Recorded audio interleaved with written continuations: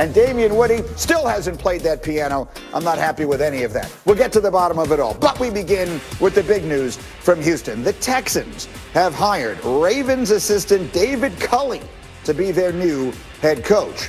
There are so many questions that remain, and of course the most important of them, how will he go about trying to convince Deshaun Watson to remain? That's the big question in Houston now that we have this answer. Here's Culley, who has spent the last 2 seasons in Baltimore with the Ravens. He was their passing game coordinator and wide receivers coach. He's never been an offensive coordinator at the NFL level, but he does have 27 seasons of NFL experience as a coach. And so let us get Shefty into the conversation here. Let's start with this, Adam. What can you tell us about the hire?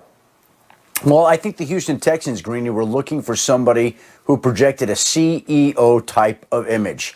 And David Culley is a man who has been in the NFL since 1994, as you mentioned, never been as much as a coordinator, but he does have a command of a room. He does have the respect of his players, and he did work with Andy Reid for 16 seasons. And so we've seen the Sean McVay effect, and now we're seeing the Andy Reid effect on a lot of people other than Eric Bieniemy. So David Culley comes from being an underdog to becoming the head coach of the Houston Texans. And as you mentioned, the biggest challenge that he will face is trying to change the mind of Deshaun Watson. But even before David Culley was hired, Chris Mortensen was told, I was told, it would not make a difference who they hired. Deshaun Watson felt the way he did. His feelings would be unable to change. And again, they could have gone a lot of different directions here. They opted to go to David Culley, the Texans did. We'll see if that has any luck with Deshaun Watson. I'm skeptical that it will, but David Culley is going to have a big challenge on his hands cleaning up the mess that is in Houston with the Texans. Right. And so let's pick it up right there, Shefty.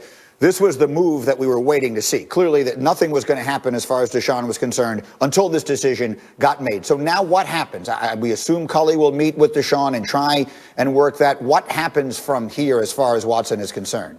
Well, you said we'll assume that David Culley meets with Deshaun Watson when, to my understanding, the organization has reached out to Deshaun and he has not responded to their communication. Now, maybe something's changed here in the couple of days that we don't know, but I don't think that they've been able to reach him, no less meet with him.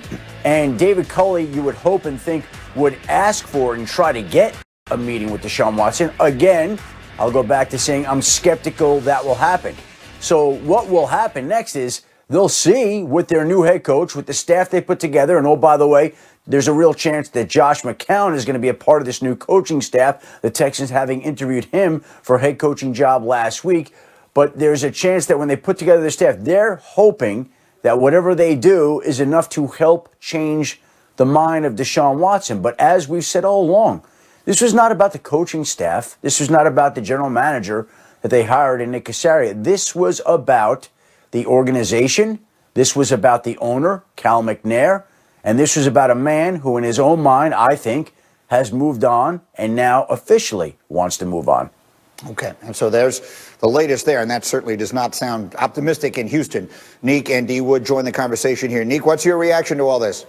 Yeah, I mean, I'm sure that David Culley is going to try to listen to Deshaun Watson. I understand they have a relationship going back to their time at the Pro Bowl, so maybe Deshaun Watson answers the phone when he calls. But then what are you going to say? Because like Adam just said, Deshaun Watson's issue is with the organization and the owner. David Culley knows nothing about the organization. Who knows less about the organization than the guy who just got there? And I'm not sure what pitch David Culley's going to give him, considering the fact that Deshaun Watson is a quarterback who likes to throw the ball, and David Culley is coming from the Ravens, which the only thing they don't do well is throw the ball. So I'm not sure how this lands Deshaun Watson in any better situation there. So I think the organization probably needs to move on. And I know, as Adam said, Deshaun Watson has already moved on.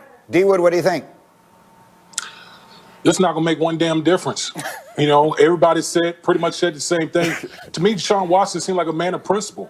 You know, and that goes directly towards the interaction that he's had with ownership. There's nothing that David Culley can do, and I feel bad for David Culley going to the situation. Albeit he chose to go with the Houston Texans, but this is an untenable situation for him, right? Because like Dominic said, what can he possibly say at this moment in time to convince Deshaun Watson, hey, why don't you stay here? Although ownership has shown its hand to you. There's nothing I can really do. So I don't know what he can say to convince him. Go ahead, What's Shefty. interesting here, and again, I still don't think it would have made a difference.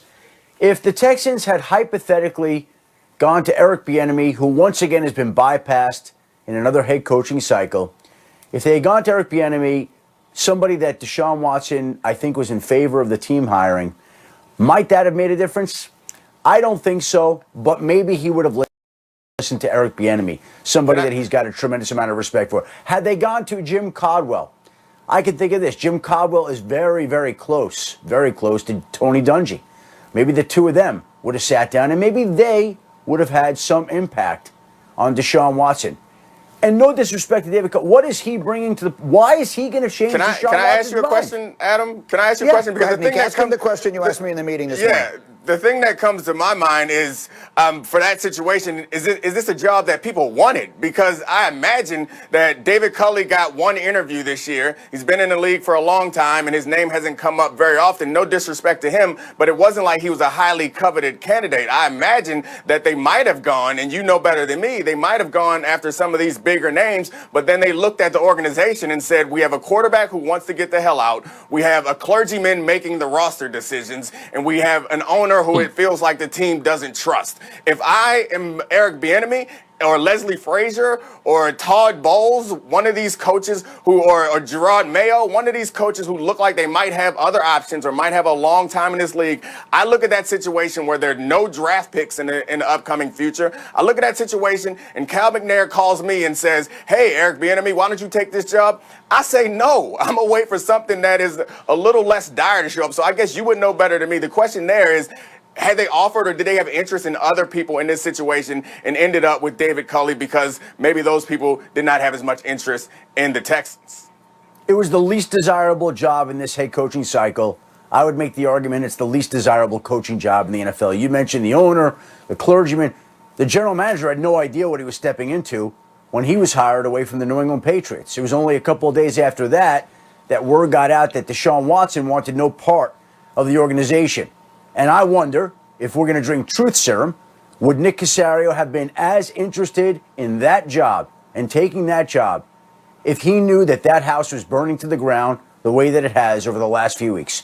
And I don't know the answer to that. But my guess is, again, to your point, Dominique, no. Most coaches around the league would want nothing to do with this job. That's the truth of the matter. Eric Bieniemy, when they reached out to talk to him, wasn't even sure if he wanted to speak with them, no less take the job. So, no, this was not a desirable job. And I don't recall, and I could be wrong, somebody correct me if I am wrong, I don't recall David Culley ever having interviewed for a head coaching job before. So this, I think, may have been, and if I'm wrong, let me know, it may have been the very first head coaching interview that he's done. So good for him that he got the job. Everybody wants to be a head coaching job, wants to be a head coach in the NFL. And think about how many men are bypassed and frustrated. Think about the Baltimore Ravens staff. What were the odds going into this offseason that David Culley would have gotten a head coaching job before Greg Roman or Wink Martindale? Nobody would have thought that, but it did happen. Right. Okay. And I'm sure, Adam, you agree with me that it's not to suggest that David Culley's not going to do a good job or doesn't deserve the job, but it still came out. It still comes out of no. I just want to make it clear. It still comes out of nowhere. We all are happy for him, hope he does well, but it's a surprise and it suggests to me that nobody wanted that gig. We will come back to this, I promise. We have much more to say about this, and again, we will see the next big shoe to drop, obviously, will be the one worn by Deshaun Watson. We'll come back to it. Meanwhile, Shefty, I want to go back to something you posted on Twitter earlier this week. This was a tweet, and it says, there are roughly 10 quarterbacks locked into starting jobs for opening day of next NFL season. This is expected to be an unprecedented offseason of quarterback movement. My over-under of teams changing quarterbacks this offseason is 18, and I'll go with the over. Just to be very clear, that's more than half the National Football League. So, Shefty, why do you think that? Well, it's very simple, Greeny. Go through the teams in the league and tell me who you know will be an opening day starting quarterback next season. I think we could look at Buffalo and Josh Allen. We could look at Baltimore and Lamar Jackson. We could look at Cleveland and Baker Mayfield. We could look at Tennessee and Ryan Tannehill, Kansas City, Patrick Mahomes, Arizona, Kyler Murray, Seattle, Russell Wilson. but you could probably get to 10 before you start asking yourself questions. So I would say there are maybe 10 players, 10 quarterbacks locked in for next year. That leaves 22 unresolved questions. Now, there are another 4 or 5 where you'd say, well, Matt Ryan probably has a pretty good chance of being the starter. Daniel Jones probably has the pretty good chance of being the starter in New York. But you wouldn't say, beyond a shadow of a doubt, that that guy's locked in and without a question will be the opening day starter, only because there are guys like Deshaun Watson available on the market. And so when you look at it and break it down, the great Doug Clawson from the ESPN research department did some research, and I think the most quarterbacks that have ever changed from one year to the next was 16. Well, this year, there are an unprecedented amount of quarterbacks available in one form or another. The Detroit Lions are going to trade Matthew Stafford. Deshaun Watson, even though the Houston Texans say they're not trading him, even though they're not interested in trading him, we'll see how that plays out. I think we all think it's going to go a different way than the Houston Texans. There are a bunch of quarterbacks in this draft, Trevor Lawrence and Zach Wilson and Justin Fields and Trey Lance. And so it just creates a situation with the retirements of Drew Brees and Phillip Rivers. There are a lot of changes that are going to be coming, and I think more than half the league will change starting quarterbacks for opening day. It's remarkable. It's a quarterback carousel, the likes of which we've never seen, and we will be following it. That sort of sets the stage.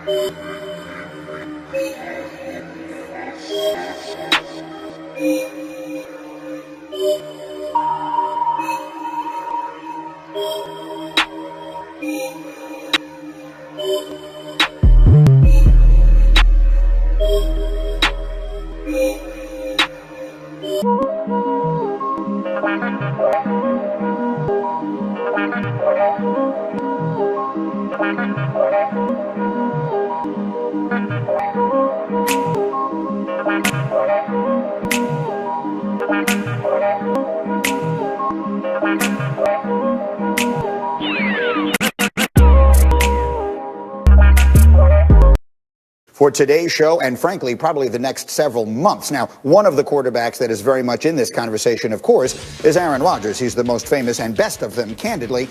Now, let's go back to Tuesday when he was on with Pat McAfee addressing the speculation that he may want out. Once again, this is what he said. I don't think that there's any reason why I wouldn't be back. But look, I think there's not many absolutes, as you guys know, in this business. To make an absolute statement about something is not an absolute. I didn't do it.